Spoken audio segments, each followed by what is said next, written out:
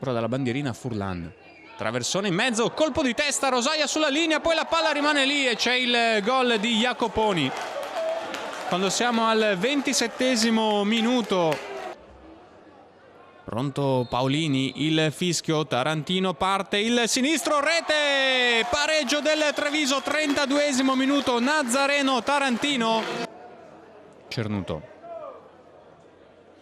Pierangelo Tarantino, rischia Tarantino, perde palla, Maritato se ne va da solo davanti a Campironi, Maritato, rete. Il raddoppio del Südtirol che torna in vantaggio. Si deve fermare l'Alto Atesino, poi punta direttamente l'area di rigore, prova ad andare in slalom, la palla arriva a Furlan che prova a mettere in mezzo.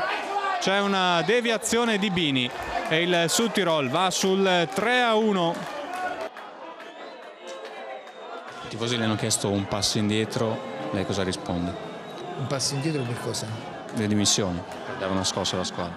I tifosi devono sapere che io le dimissioni ho chiesto di essere le dimissioni, ho dato dopo, non volevo iniziare il campionato a Longarone, l'ho date prima di Sorrento, prima di andare in panchina, perché c'è un regolamento ben chiaro che non permette a un allenatore che allena una squadra che se siede in panchina di andare via una seconda volta, di andare in panchina, non può allenare nessun'altra squadra, e quindi il mio passo già l'avevo fatto e con molto coraggio l'ho fatto anche dopo Entella, quindi non credo che sia giusto quello che chiedono i tifosi, ma non per me. Credo che se ritengo che sia responsabile lo possono chiederle. Io sono con un atto di coraggio, già le ho date 3 volte e non le darò la 4ª volta sicuro.